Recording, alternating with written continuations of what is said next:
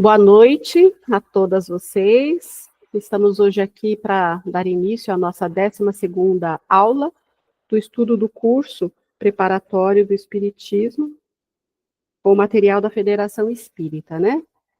Como sempre, nós iniciamos pela correção das nossas atividades da aula passada. Eu gostaria de pedir para vocês a compreensão que hoje eu estarei gravando com a câmera ausente, que a minha câmera teve um probleminha. Então, a gravação será toda assim, com a câmera fechada, só com a minha fotografia. Então, iniciando pela correção dos exercícios, pela aula 18, que foi da semana passada, né? Nós temos as 6 questões, mais a frase de reforma íntima. Alguém gostaria de fazer a primeira? Você fez, Cecília? Que talvez você saia mais cedo, né? Isso, eu coloquei assim. A pergunta é: como podemos conceituar Deus em face da justiça? Aí eu respondi: Deus não poderia ser ao mesmo tempo bom e mau, pois assim não seria Deus. Não se pode conceituar ele como misturado à cadeia de suas criaturas. Ou seja, ele não muda de humor de acordo com a pessoa, concluindo que Deus não privilegia nem menospreza ninguém. Ele é justo na mesma medida com todos. Tá certíssimo. Eu fiz diferente, mas no geral são os mesmos conceitos. Eu coloquei assim: como podemos conceituar Deus em face de sua justiça? Entre os atributos de Deus, encontra-se o de sua soberana justiça e bondade, qualidades indubitáveis da divindade. Em seu mais alto grau, o infinito de uma qualidade exclui a possibilidade da existência de uma qualidade contrária que a diminuísse ou anulasse. A Gênese, capítulo 2, item 14. Portanto, não se pode duvidar da justiça e da bondade divina, medida precisa da sabedoria providencial, que se revela tanto nas menores quanto nas maiores coisas. Então, você vê que quer dizer praticamente as mesmas coisas, né? Só que abordando ângulos diferentes. A segunda, quem gostaria de fazer? Estou sentindo falta da Silvia, hein? Vou mandar uma mensagem para ela. E, Irene, a Cíntia também, né? A Cíntia, eu vi aqui no grupo que o marido dela está internado com crise de cólica renal, ele está tomando até tramal, certamente foi ela que levou. Então, eu já deduzi que ela não vivia, coitada. Semana passada também ela estava com problema de família com o irmão. Tem certas coisas que vêm bem nos dias, assim, para dificultar mesmo, né? Então, a segunda questão, quem gostaria de fazer? Eu posso fazer de novo se ninguém responder. Então, vamos lá, meu bem. A Angélica abriu o microfone, ela ia fazer essa? Não tem problema, ela faz. Pode fazer. Tá. Eu coloquei assim. A pergunta era: como somos julgados por nossos acertos e erros? Eu coloquei assim: Deus não julga ninguém. Nós mesmos nos julgamos de acordo com a medida que julgamos do próximo. Esse julgamento acontece no tribunal da consciência após o desencarne. Isso mesmo. Aliás, quando cai a nossa ficha sobre esse tribunal da consciência, parece que fica ainda mais pesado, né? Pelo menos para mim ficou, quando eu tomei conhecimento, né, que Deus não nos julga, é a nossa própria consciência, e recordando do que nós tínhamos nos comprometido e das oportunidades que eventualmente nós deixamos passar, diz que é um dos maiores dissabores para o espírito no retorno à vida espiritual. A 3, você quer fazer, Angélica? Posso. O que devemos fazer para nos melhorarmos? Devemos refletir constantemente sobre nossos atos, conhecer nós mesmos, lutar contra as nossas imperfeições. A prática da autoanálise, como recomendava Sócrates e Santo Agostinho, é essencial para o progresso moral e para resistirmos ao mal. Perfeito. Tal qual eu falei da Cecília, está absolutamente correto. Eu fiz assim com um pouquinho diferente, mas quer dizer a mesma coisa. Eu coloquei: A necessidade de reflexão é permanente para cada um de nós. E o melhor meio de nos melhorarmos já nesta vida e resistirmos ao arrastamento do mal, Sócrates, imortalizando Conhece-te a ti mesmo, enfatizou também que a vida sem exame é indigna do homem. Santo Agostinho reforçou esse pensamento. O conhecimento de si mesmo é, portanto, a chave de melhoramento individual. Estejamos, pois, atentos a nós mesmos a todo momento para que a justiça divina possa vir mais em abono das nossas virtudes e menos em corrigenda de nossas imperfeições. Então, eu achei, assim, muito interessante essa última frase, quando eu estava estudando a aula a semana passada, né? Que está dizendo que a justiça divina possa vir mais em abono das nossas virtudes e menos em corrigenda de nossas imperfeições. Ou seja, quando a justiça divina, a lei de causa e efeito, porventura nos encontrar, tem até uma frase dessas de reforma íntima que diz isso, e nos encontra trabalhando em favor do próximo e trabalhando em favor do nosso próprio aprimoramento, ela aguarda porque nós estamos através da lei do amor. Então, esse seria essa questão de vir mais em abono das nossas virtudes. Ou seja, o nosso merecimento faz com que as adversidades maiores, pelas quais estaríamos sujeitos, não recaiam sobre nós. E não a lei da justiça divina vir ao nosso encontro em virtude do que nós atrairemos para aprendermos, porque temos ainda as imperfeições que não estamos trabalhando, né? Então, aqui, muitas vezes, a gente vai até falar que pode ser meio contraditório, que a gente acabou de falar que Deus não julga, mas quando se refere aqui a essa justiça divina, na verdade, se referindo à lei natural de Deus, né? Que é a lei de causa e efeito, de ação e reação, que é tudo isso que a gente está aprendendo.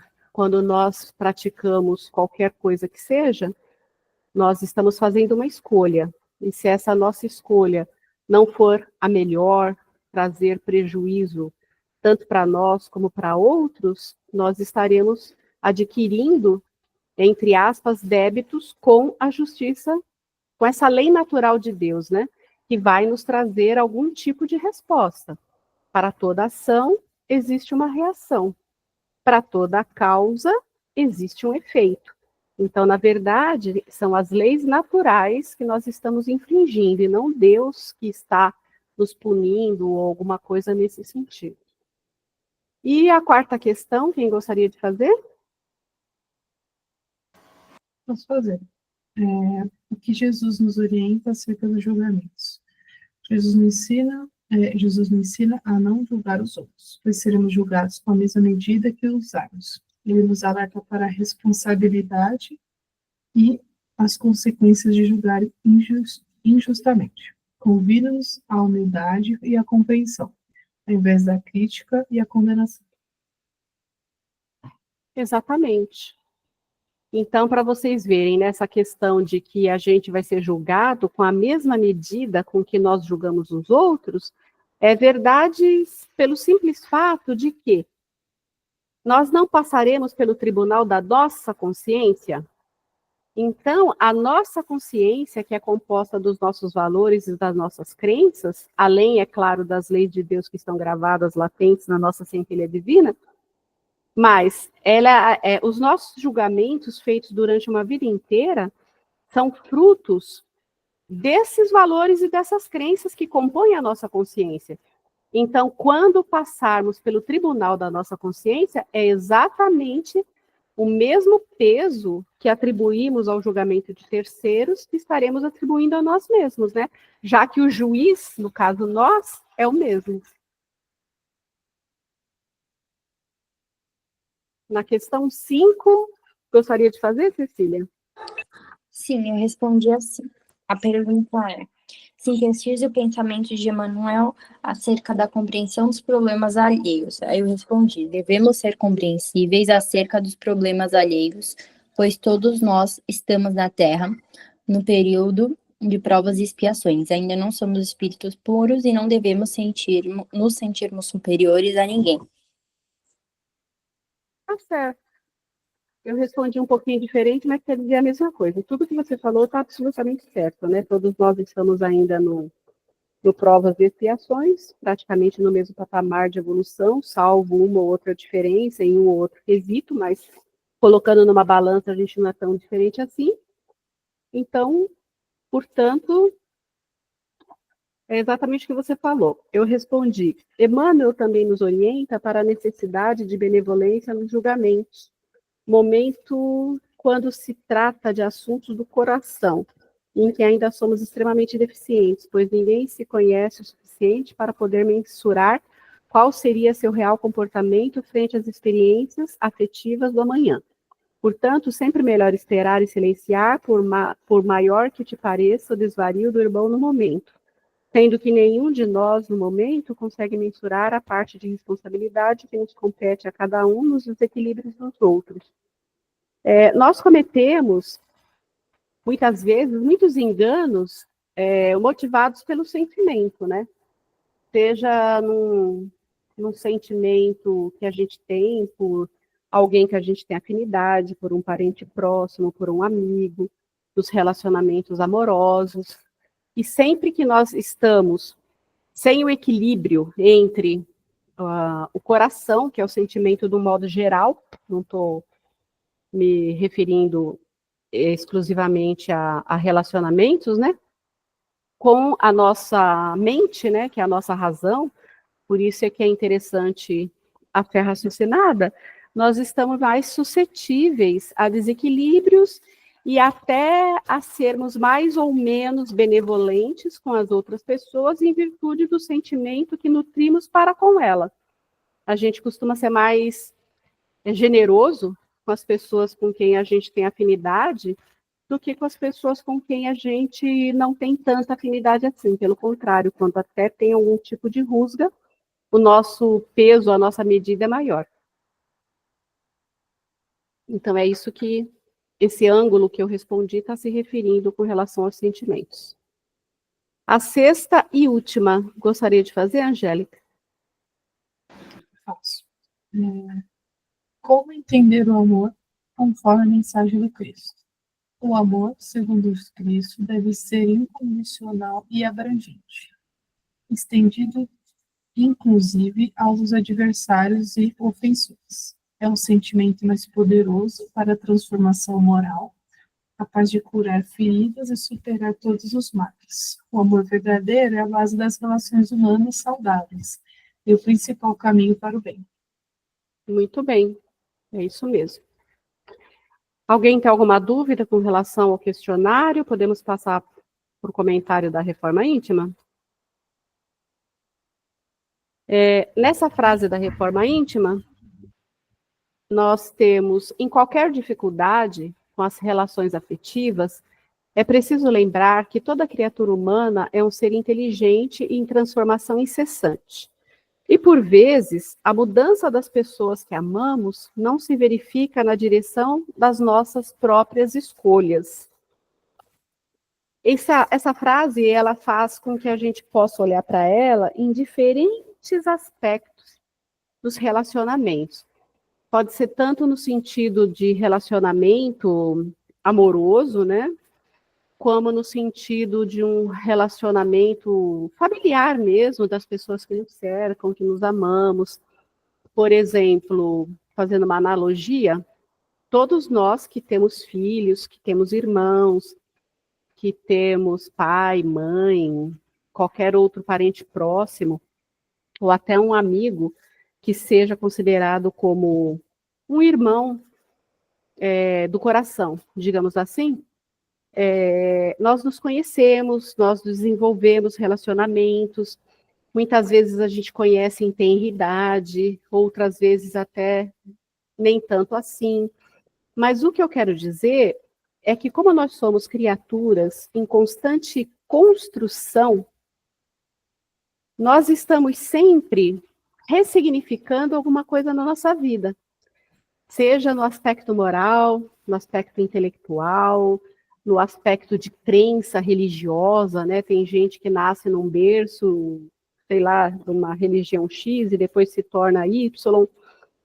Então, são inúmeros os aspectos que podem causar algum tipo de mudança. Às vezes a gente tem um amigo, um irmão, ou mesmo um filho que é próximo e que depois que ele desenvolve uma vida pessoal, independente, seja porque foi morar no outro país, no outro estado, porque constituiu família, ou porque simplesmente a maturidade chegou, ele abraçou todos os seus compromissos e, por mais que a gente se ame entre filhos, né, o relacionamento muda e a gente tem que procurar respeitar essas mudanças.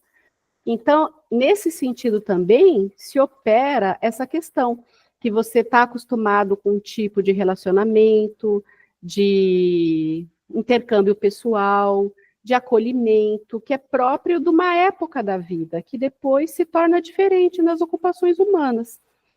Então, muitas vezes a gente cria expectativas com relação à continuidade de certas coisas, que a própria vida torna que aquilo não seja mais possível, sem significar exatamente que houve uma redução do sentimento.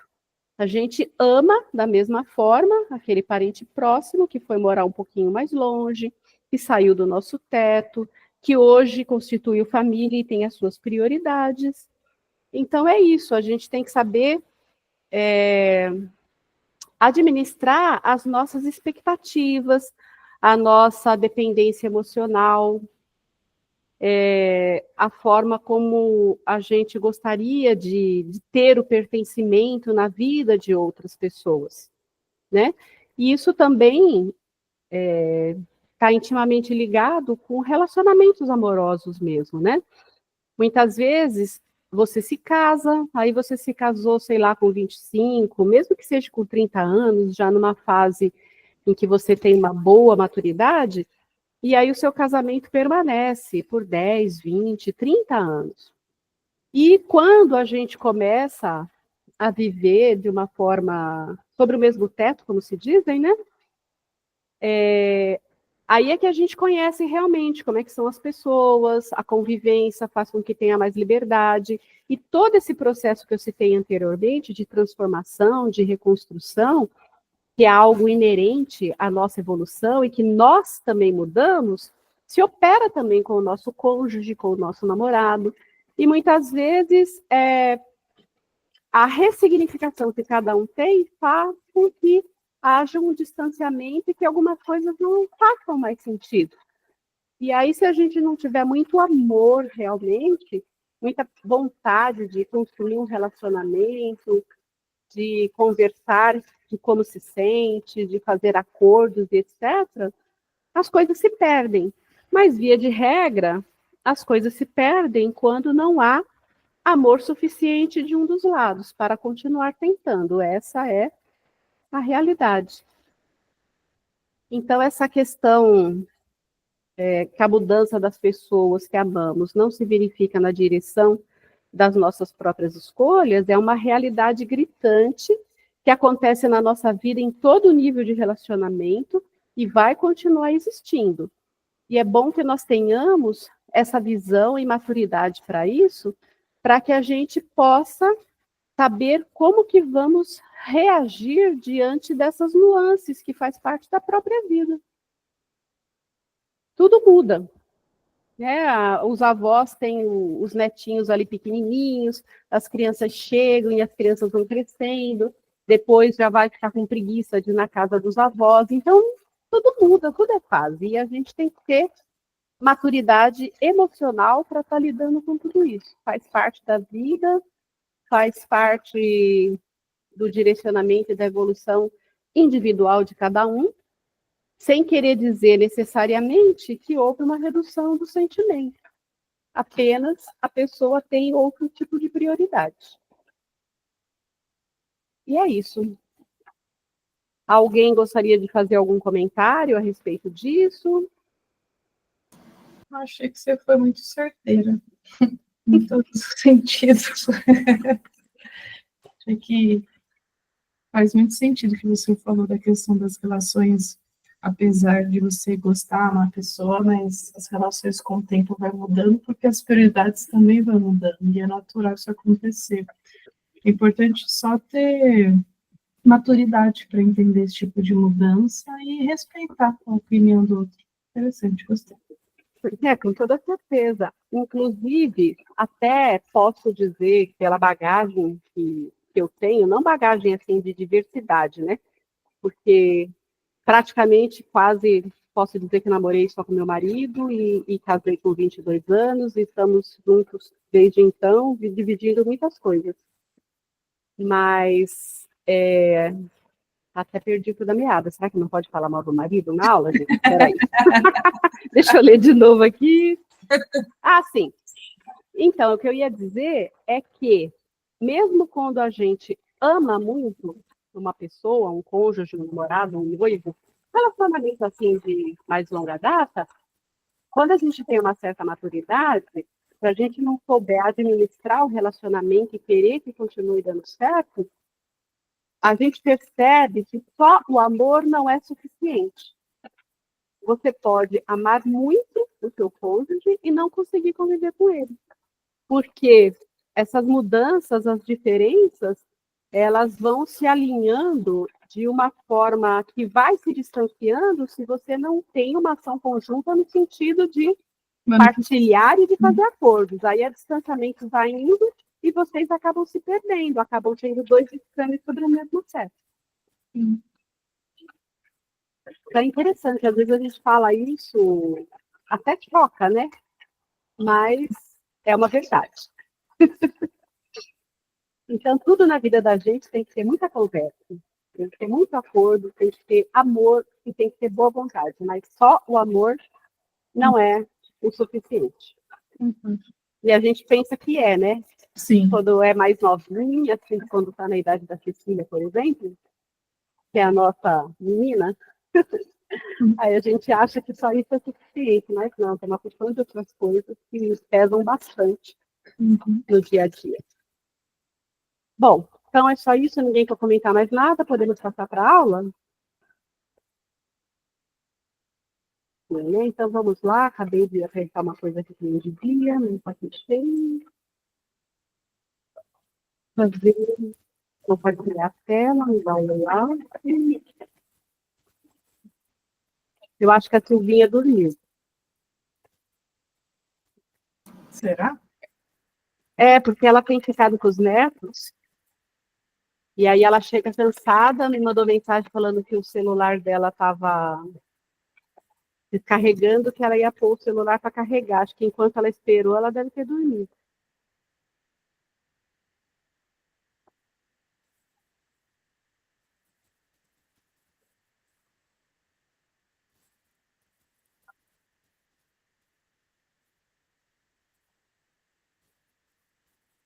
Então, tá aí nosso compartilhamento de tela.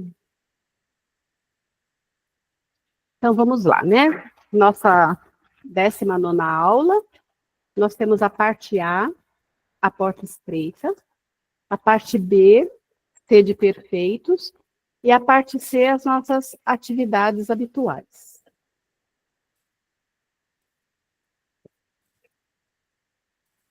Então, na nossa parte A, nós começamos falando a respeito da porta estreita. Esse é um termo que vocês já devem ter lido, visto, ouvido em diversos lugares, porque é uma passagem assim bem comum, exatamente por ela ser bastante significativa. Aí nós temos aqui essa ilustração. Irene, tem a ver com o que a gente viu sábado? Sábado eu estava falando sobre enfermidade, né? E o como que... no final, Cecília, tudo desemboca em reforma íntima. Tem a ver sim, mas não exatamente. Depois da aula você vai poder perceber assim as diferenças, porque aqui, com relação à porta estreita, nós estamos falando bem especificamente da reforma íntima em questões assim de ressignificar os nossos defeitos mesmo e aumentar. Lá na nossa palestra de sábado, nós estávamos falando sobre o quanto o autoconhecimento pode nos auxiliar na prevenção e na redução das enfermidades. Também é um processo de reforma íntima, de ressignificação de valores. Mas ali eu estava falando mais a respeito do aspecto emocional e psicológico com relação a gente não olhar para si mesmo e seguir as coisas que são passadas como se nós tivéssemos vivenciado, né? Que a gente nasce, cresce e muitas vezes a gente toma como lei conceitos que você não experienciou, de repente, no final, não é bem assim, e que muitas vezes seus pais te passaram, a pessoa que te educou, te passou como uma verdade absoluta, e ela recebeu isso também dos pais, e acaba sendo um padrão, que nem sempre quer dizer a mesma coisa, fazendo uma analogia assim, só para você entender, quando a gente vê alguém, não conhece a pessoa, não conversa, não convive, mas olha e fala assim, ai, não sei, aquela pessoa tem um jeito de ser fofoqueira, maledicente, alguma coisa assim, tá sempre com conversinha com um com o outro, de uma forma que me faz julgar dessa forma.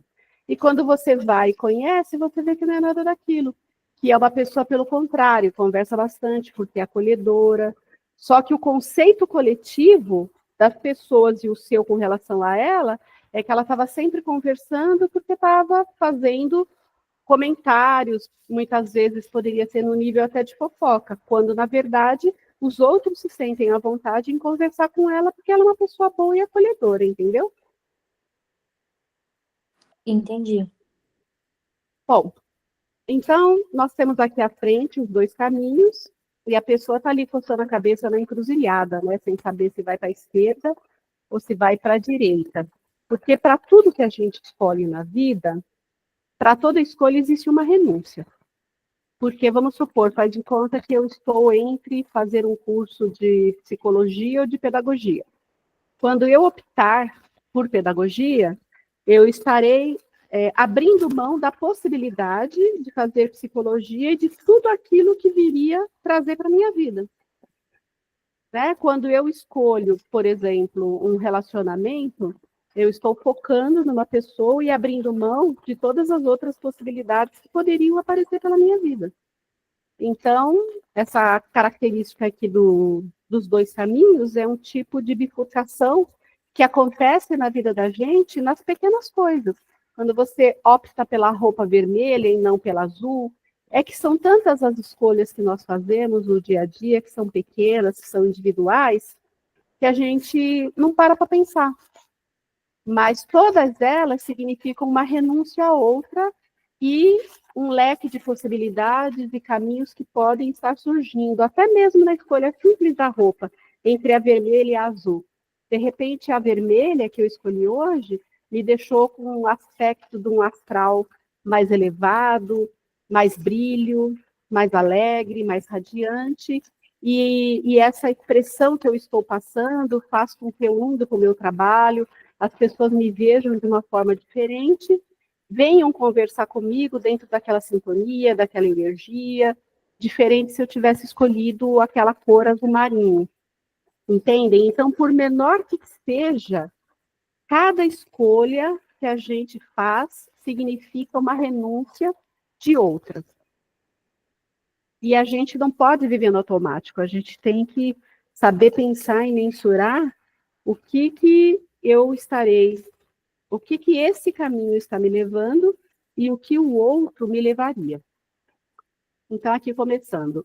Entre os extraordinários ensinamentos do Divino Mestre Jesus, delineados no sublime Sermão do Monte, capítulo 7 do Evangelho segundo Mateus, versículo 13 e 14, encontramos a passagem das duas portas, em que o Cristo nos aponta o melhor caminho a seguir nas sendas da evolução do espírito.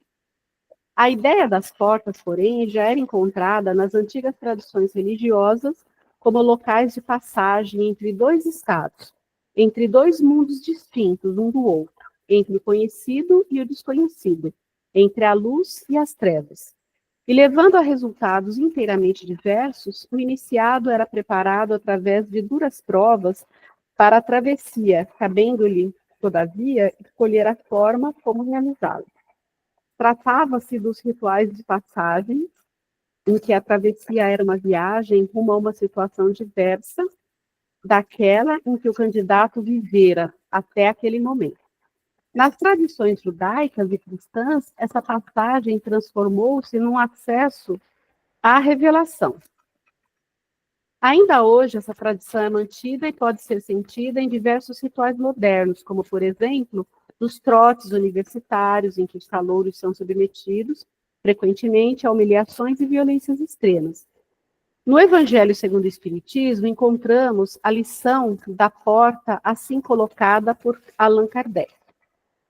A porta da perdição é larga, porque as más paixões são numerosas e o caminho do mal é o mais frequentado. A da salvação é estreita, porque o homem que deseja transpô-la deve fazer grandes esforços para vencer as suas más tendências, e poucos se resignam a isso. Completa-se a máxima: são muitos os chamados e poucos os escolhidos. Então, essa simbologia da porta larga, ela se faz, né? Porque por uma porta larga passa-se 1, 2, 3, 4 pessoas sem sacrifício nenhum. E dentro dessa porta larga cabe todas as coisas que são aparentemente boas, que são aparentemente gostosas de se viver, de se vivenciar. Cabe as paixões do mundo, aquilo que a gente traz dentro do nosso ser, que são tendências que a gente desenvolveu ao longo das diferentes reencarnações, que fizeram com que a gente tivesse afinidade com muitas coisas, e que com o passar do tempo e das nossas encarnações vindouras, a gente percebe que muitas vezes alguma inclinação que a gente tem para uma ou para outra coisa não é condizente com a nossa linha de pensamento atual, com os valores que nós estamos abraçando hoje. Então a gente cai naquilo que Paulo de Tarso disse: tudo me é lícito, mas nem tudo me convém.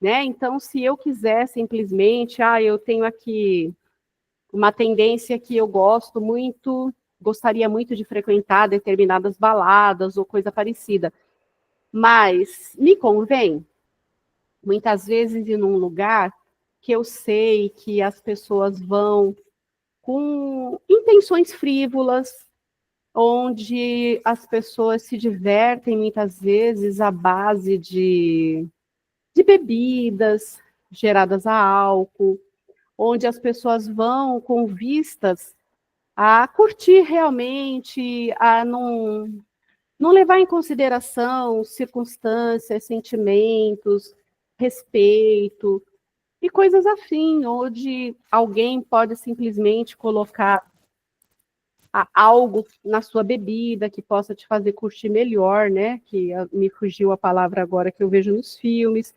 Então, são muitas coisas que, às vezes, você vê que tem um brilho, assim, do mundo, mas que você até tem vontade, tendência, pode ser que numa outra vida você já tenha frequentado, já tenha participado de muitas coisas, até porque nas vidas anteriores a gente tinha menos oportunidades de lazer saudável, né? Nós não tínhamos a questão da globalização, nós não tínhamos tanto acesso a viagens, né? Tudo era uma locomoção muito difícil, hospedagem tudo difícil, principalmente para as mulheres que não tinham os mesmos direitos que os homens, não podia sair sem acompanhante ou coisas do gênero, que eram sobrecarregadas e muitas vezes não vistas, ignoradas, como se fosse uma propriedade mesmo. Então, pode ser que tenhamos desenvolvido um grande desejo de frequentar, ou até estivermos do outro lado da moeda, né, frequentando, até como uma profissão mesmo, né? quem de nós em tantas vidas sucessivas pode dizer que a gente nunca pode ter trabalhado numa casa de show, num cabaré, em algo assim onde a sensualidade falava mais alto? E a gente traz essas tendências, essas inspirações, esses desejos, e aí a gente pensa, isso me convém? Me é lícito. Se eu quiser, eu posso ir, eu posso fazer, eu posso viver dessa forma. Mas me convém? Então, essa questão da porta larga é todas essas coisas que podem nos levar a ambientes de frequência vibratória baixa, a ambientes em que existem muitos desencarnados aspirando a energia dos encarnados ali, porque como eles não têm mais o corpo para poder vivenciar, então eles se aproveitam, até num processo que a gente pode estar chamando de vampirização, digamos assim, daquele momento em que a pessoa está absorvendo, feliz com aquilo lá. E a gente não percebe. É por isso que muitas vezes fica esgotado, fica cansado, fica exaurido, e assim sucessivamente. Eu estou dando esse exemplo de festas, mas isso se aplica a qualquer coisa na vida da gente. Se nós tivermos também alguma encarnação, alguma tendência para fazer qualquer tipo de coisa negativa para o próximo, seja levar vantagem em negociações, seja subtrair alguma coisa de alguém. E a vida traz aquelas oportunidades que são um teste para ver se você continua assim ou se você realmente mudou. E aí, quando a oportunidade chega, eu me pergunto novamente, eu posso, mas me convém? O que isso vai trazer de bom para mim? E essa é uma pergunta que a gente deve estar fazendo com relação a tudo. E aí, voltando ao que eu estava falando que nos dias de hoje, a gente tem mais opções de lazer saudáveis, e a gente tem muito acesso, né? Hoje, se você não tem muito dinheiro, você pode ir numa CVC da vida, parcelar em 12 vezes no cartão, e pagando a prestação, passar uma semana, 10 dias, em algum lugar que é do seu desejo, saber fazer uma programação, procurar lugares razoáveis para fazer alimentação, mas você tem muito mais acesso a divertimento, às ações, a coisas culturais, né? Porque hoje em dia também a gente tem muito mais acesso ao estudo, e tendo acesso ao estudo, a nossa mente se amplia, a gente busca conhecimentos dentro de qualquer assunto que você goste. E aí, dentro desse assunto que você goste, é uma gama de coisas que você pode explorar. Então, a gente vai cultivando outros tipos de prazeres que nos enriquecem não só os nossos sentidos mundanos, mas também a nossa inteligência, o nosso intelecto, que também acaba sendo ligado à nossa postura, à nossa moralidade, à nossa reforma íntima como um todo. E é isso, e assim a gente vai fazendo sempre escolhas, a gente escolhe as pessoas com quem a gente tem amizade, via de regra, se as pessoas não gostam das mesmas coisas, é difícil que a amizade se estabeleça, por isso é que nossos avós já tinham aquele velho ditado, né? Diga-me com quem andas, que eu te direi quem és. E essa parece uma frase boba, mas é uma verdade. Então, essa simbologia da porta larga, cabe nela todas as coisas que você pode se perguntar se te convém. E tem gente que não vai se perguntar nunca, né?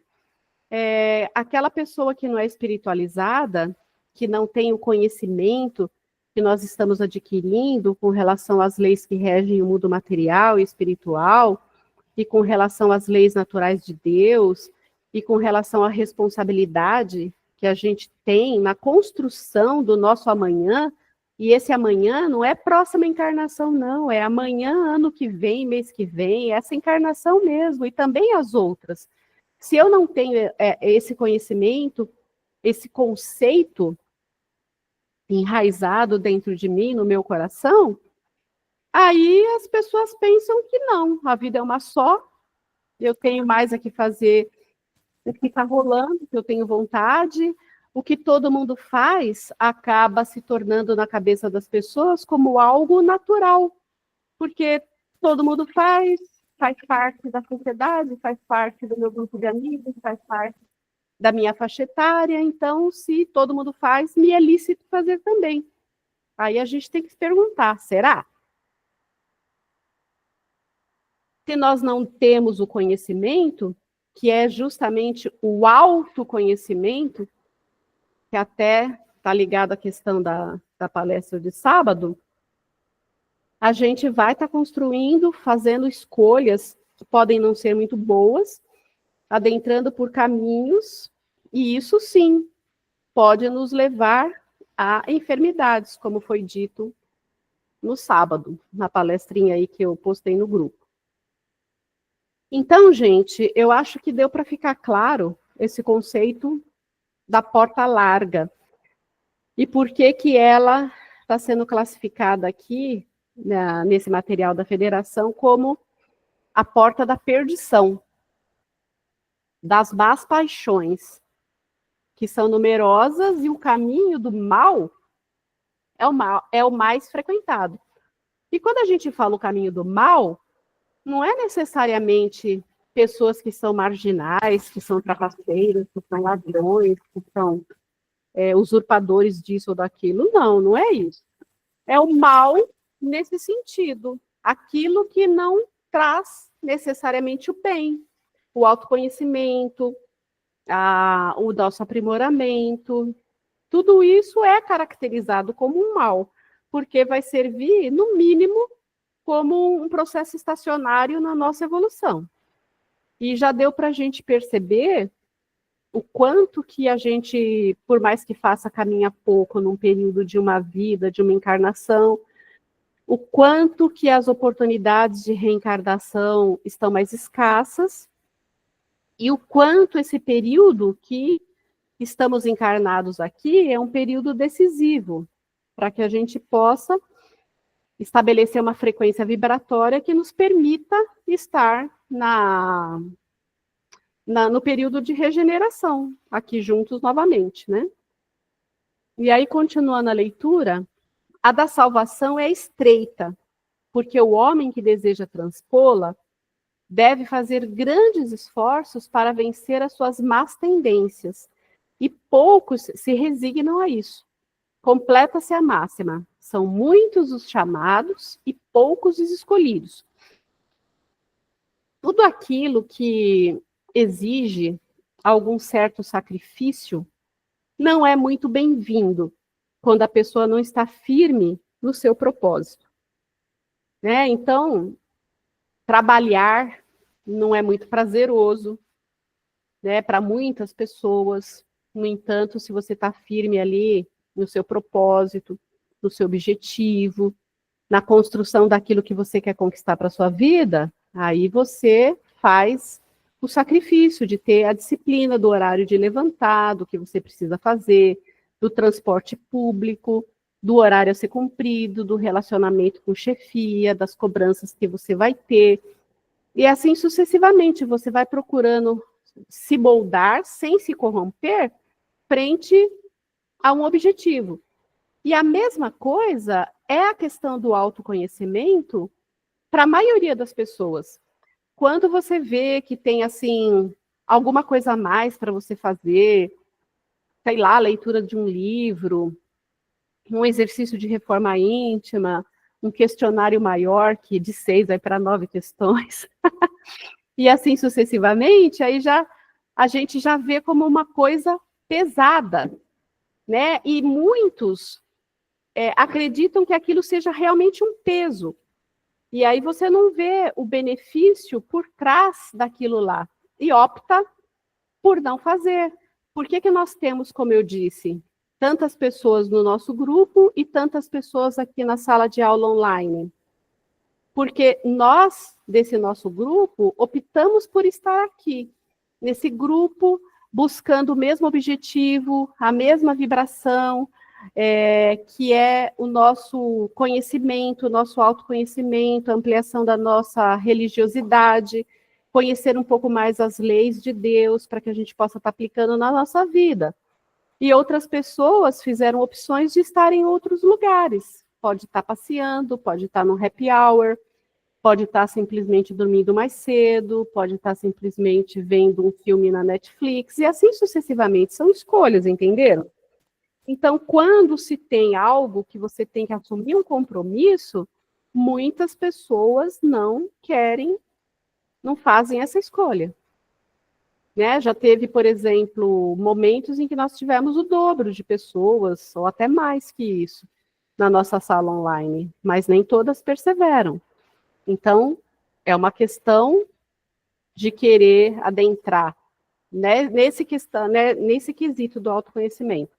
A porta larga ou a porta estreita. Como eu falei no começo, todos os dias nós fazemos escolhas. Todos os dias.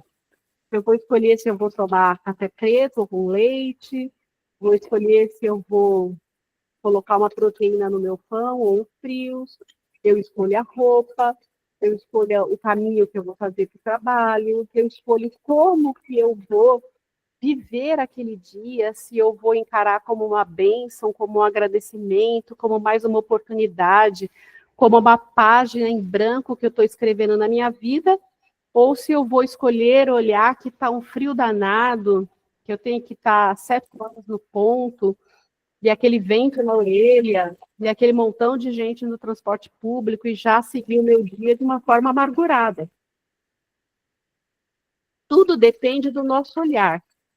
E o nosso olhar depende do que vai dentro de você.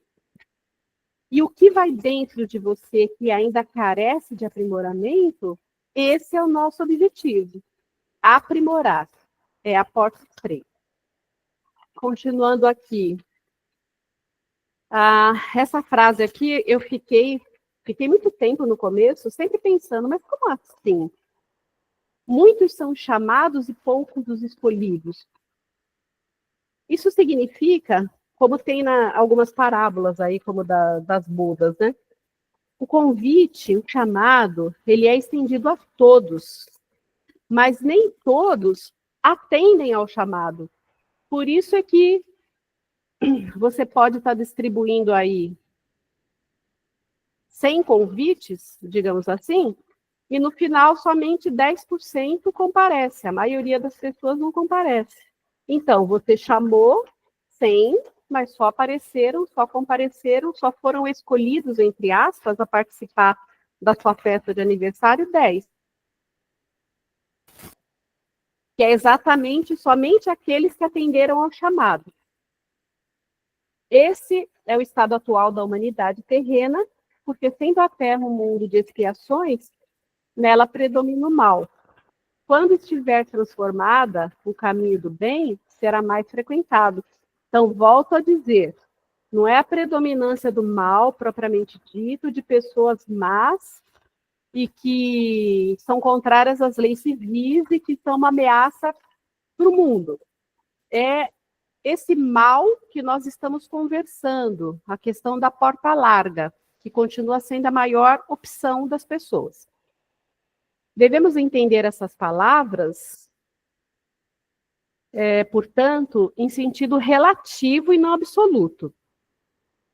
Se esse tivesse de ser o estado normal da humanidade, Deus teria voluntariamente condenado à perdição a imensa maioria das crianças, suposição inadmissível desde que se reconheça que Deus é todo justo e todo bondade.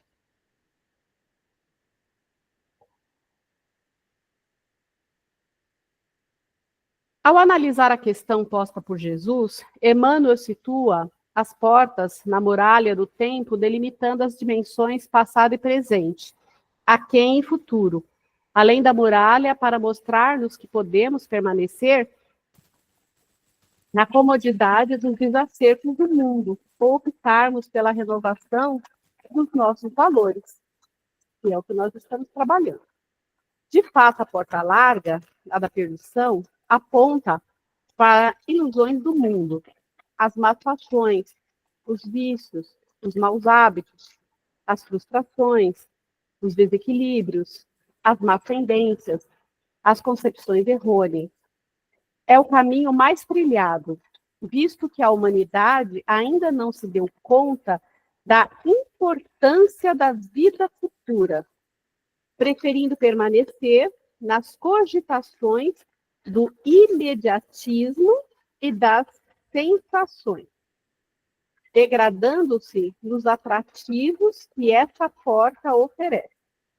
Entorpecido pelas vivências exteriores e periféricas, o espírito mergulha cada vez mais nas diversões materialistas, acreditando que tem em mãos as rédeas do destino e que poderá a qualquer momento, num passe de mágica, alterar os resultados das suas ações.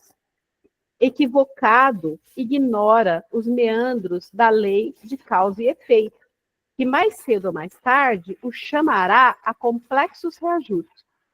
É por isso, gente, que não é fácil nos termos de fato espírita. Porque o espírita, através do estudo, toma conhecimento dessas coisas e tem que procurar viver dessa forma. Não existe um espírita que não trabalhe no seu aprimoramento. Então, sem colocar aqui, pelo amor de Deus, nenhuma crítica a nenhuma outra crença, porque todas as religiões são boas, mas vamos supor, não é muito mais confortável você passar por um confessionário, contar algumas coisas lá que você se lembra para o sacerdote e ele perdoar todos os seus pecados? Talvez te dê uma penitência de rezar algumas ave-marias e alguns Pai Nossos e você já está limpinho quando saiu de lá. Muito mais confortável, né? Não é muito mais confortável como a gente vê muitos irmãos evangélicos falando que aceitou Jesus e que conseguiu a salvação? Não é tão simples assim. Todos nós estamos sujeitos à lei de causa e efeito. Então, aceitar isso e tentar viver de acordo com isso intimida muita gente. Quando a gente tem o conhecimento e está dentro e procura viver dentro desse propósito, eu acho que a vida fica até mais leve. Porque você deixa de estar envolvido com outras coisas mais pesadas que vão trazer algum tipo de atraso, entendeu? Eu penso assim, mas é uma opinião minha. O que elegeu a porta estreita, ao contrário, é um espírito amadurecido e consciente, enxergando com os olhos da alma que alça voos mais seguros e reais. Já compreendeu que o caminho apertado exige conhecimento, critério, vigilância, prudência, humildade e renúncia, para nele permanecer. É o caminho da vida, da felicidade e da luz. O indivíduo desperto não se esquiva dos esforços. Então, o que a gente chama aqui de desperto? Aquela pessoa que caiu a ficha desses conhecimentos, que sabe que é responsável pelo seu futuro, que conhece essas leis naturais de Deus e sabe que está sujeito a elas, e que será proporcionalmente muito mais feliz de acordo com o que estiver construindo hoje. Cuida primeiramente do seu campo mental, educa os seus pensamentos, policia suas palavras, fala menos e ouve mais, mede forças para auxiliar o seu próximo, não mede forças para auxiliar o seu próximo, vivenciando a lei de solidariedade na sua verdadeira expressão. Procura compreender e perdoar aqueles que lhe estão à volta, principalmente no ninho doméstico. Enfim, sabe que a confiança em Deus, acima de tudo, é a forma mais sublime de manutenção das forças anímicas para a travessia escolhida. Assim é que renuncia às facilidades do mundo, à opinião dos homens, para sentir a presença de Deus no recôndito de sua alma, humanizando-se assim contra os acidentes de percurso, pois os obstáculos se apresentam mais palpáveis nesse caminho. Sobretudo, está consciente de que a vitória ao final da jornada será conquistada por seus méritos e com inenarrável alegria íntima. Não podemos nos esquecer das lições imorredoras do nosso Mestre Jesus, que dizia: eu sou a porta, se alguém entrar por mim, salvar-se-á. Evangelho de Jó, passagem de Jó, capítulo 10, versículo 9. Mostrando assim a importância de vivermos dentro dos padrões evangélicos, qualquer que seja a dimensão em que estamos situados, é necessário adquirir esse bom hábito. No estágio atual da humanidade terrena, predomina o mal, em diversos aspectos. Aqui ele vai exemplificar, esmiuçar a questão do mal que eu falei para vocês, né? Que não quer dizer que são mal assim de maus feitores, necessariamente. Aí em diversos aspectos, olha, o orgulho, o egoísmo, o materialismo, a sensualidade, a agressividade, a ambição desmedida, a mentira, a maldade. Porém, não estamos obrigados a aderir a esse estado de coisas. Devemos orar permanentemente para não cairmos em tentação, reformulando nossas concepções errôneas e valorizar cada oportunidade de renovação, vendo no Cristo o caminho, a verdade e a vida. Então, vocês vejam que todas essas partes que são enumeradas como mal são o nosso objetivo de reduzir as nossas tendências ao orgulho, ao egoísmo, ao materialismo excessivo, à sensualidade excessiva, à agressividade, à ambição desmedida, à mentira, à maldade. Todos tópicos da nossa reforma íntima, gente. Alguém tem alguma pergunta a fazer sobre essa parte? Podemos passar para B?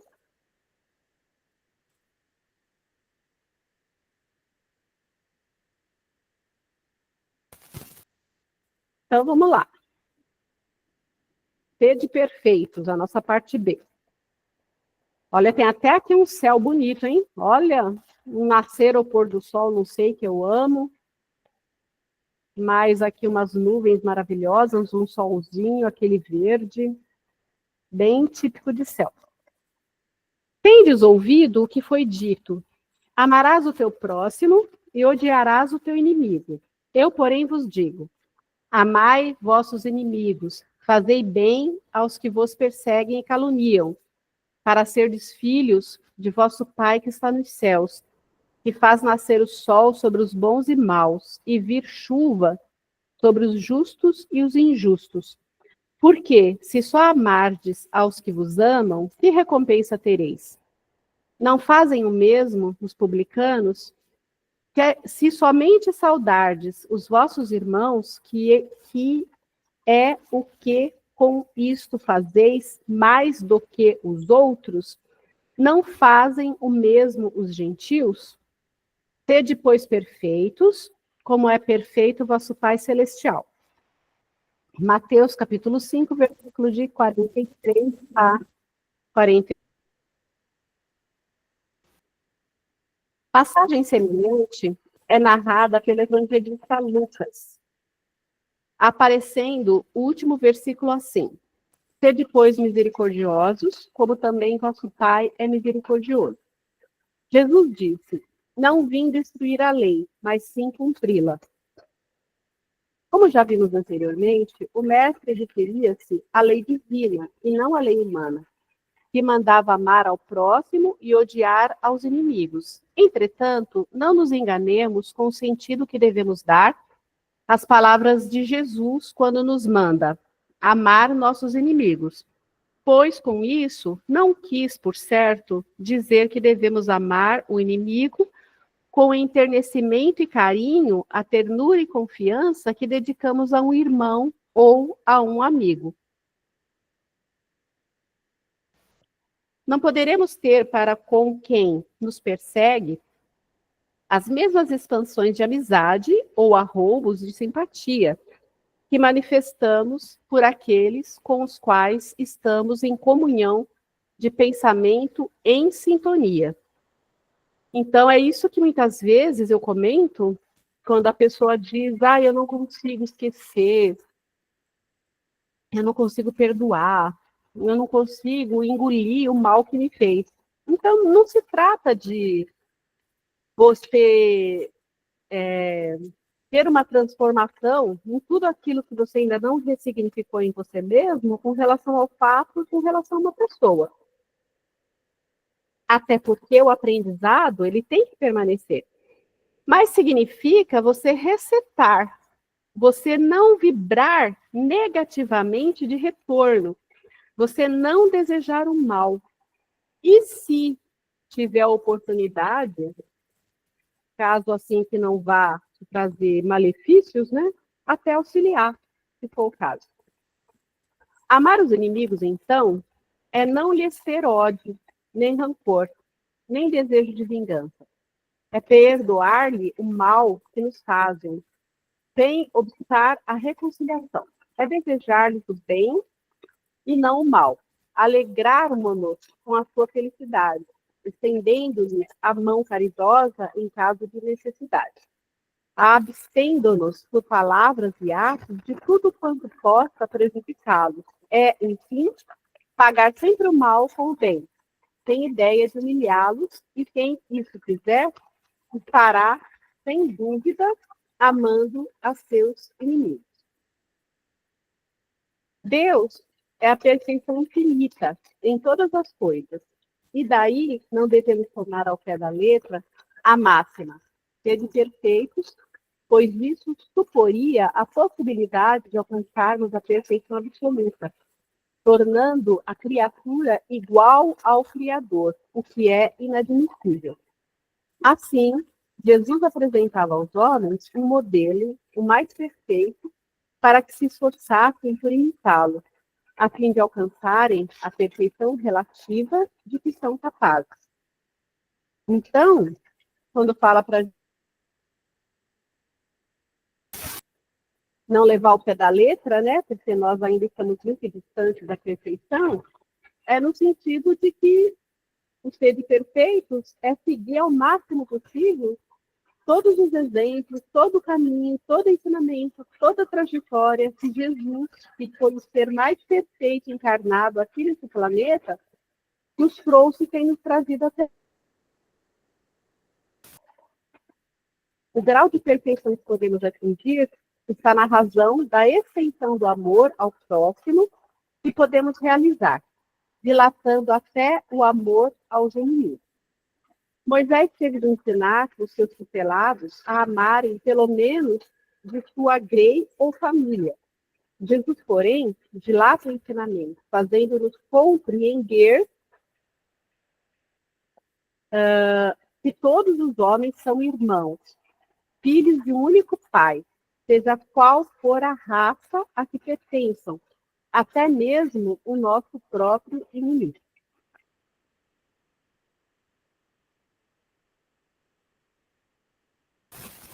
Desde que começamos a esclarecer as nossas mentes e vamos libertando nossas consciências dos preconceitos e cristalizações, procurando lutar para vencermos as nossas inferioridades, compreendemos a dificuldade imensa que encontramos para atravessarmos a muralha das nossas imperfeições e escalarmos a montanha dos nossos vícios e defeitos.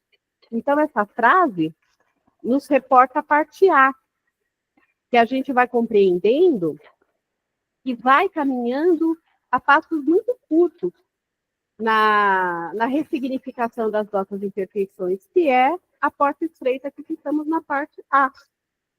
A grande esperança e nosso maior estímulo residem, então, na lei da reencarnação, que nos concede sempre renovadas oportunidades para alcançarmos, pela evolução, a perfeição relativa que nos compete. Então, a lei da reencarnação é a oportunidade que a vida nos dá, que Deus nos concede, para que a gente possa ir passo a passo, caminhando em favor dessa perfeição relativa que a gente pode encontrar. É pela reencarnação que os espíritos que se odeiam têm oportunidade de se reconciliar, através dos laços consanguíneos, lutando e sofrendo juntos para se entenderem, vencerem as versões recíprocas e finalmente se amarem, né? Porque os nossos laços consanguíneos, geralmente, são, via de regra, com as pessoas com quem a gente tem mais ajustes a fazer. Ou até aquelas pessoas com quem a gente se comprometeu a ajudar para minimizar um prejuízo anterior causado para aquela mesma pessoa. Por isso que o nosso seio familiar é o nosso principal caminho. E aí merece a nossa maior atenção e ressignificação de valores. Em Lucas, capítulo 6, versículo 40. O discípulo não está acima de seu mestre, mas todo discípulo será perfeito se for como seu mestre. Palavras de estímulo, estas pronunciadas por Jesus, modelo de perfeição que nos diz poderem os discípulos igualar-se ao mestre. Nossa compreensão nos diz, porém, que somente percorrendo toda a estrada que nos foi aberta pelo modelo e guia, poderemos realizar esse magnífico objetivo. E isso através das existências sucessivas na carne, dada a nossa ainda endividada posição atual.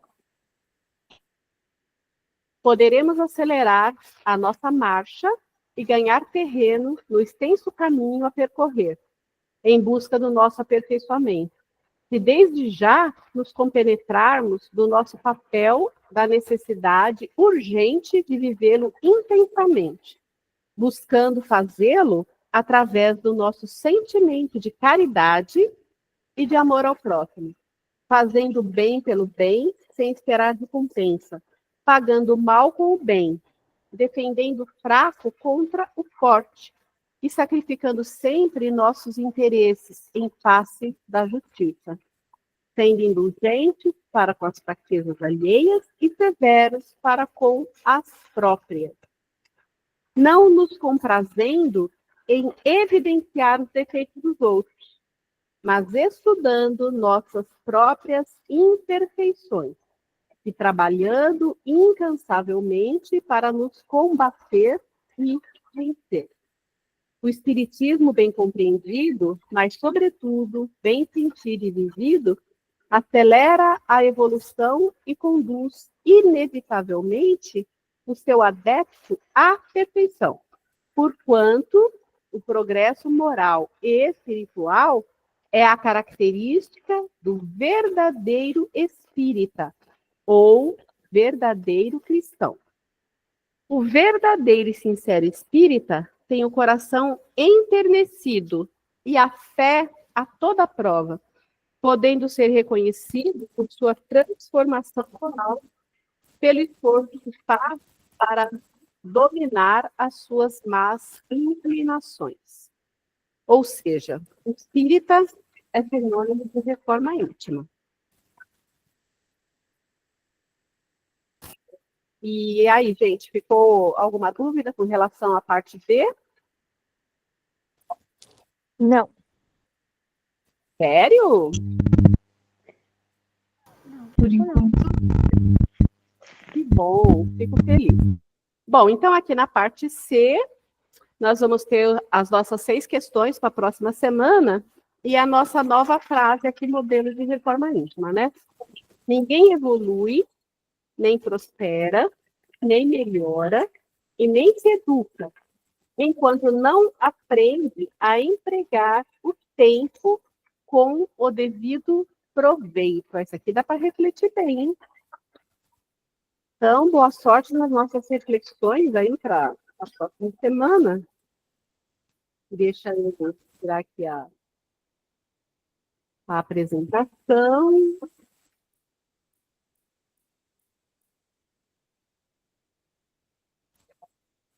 Voltando aqui para o nosso modelo de apresentação. Então, tá tudo certo, gente? Nem a Cecília tem dúvida hoje, Cecília? Irene, eu tô achando até mais fácil de compreender agora essas últimas aulas. No começo era tão difícil. Tá vendo quanto que você já caminhou, menina? o seu horizonte de conhecimento dos ensinamentos, das leis naturais de Deus, estão se ampliando.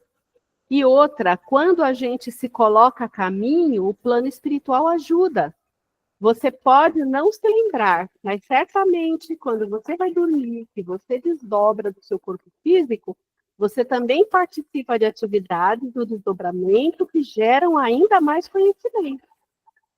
E você, aumentando a sua frequência vibratória, você vai ficando num patamar de frequência que você pode também passar a acessar conhecimentos que já são seus, que estão latentes ou que estão nesse inconsciente coletivo que nós não alcançamos porque nós não estamos na mesma frequência, mas à medida que crescemos, nós passamos a acessar e é como se aos poucos a gente fosse fazendo pequenos downloads daquilo que a gente pode crescer.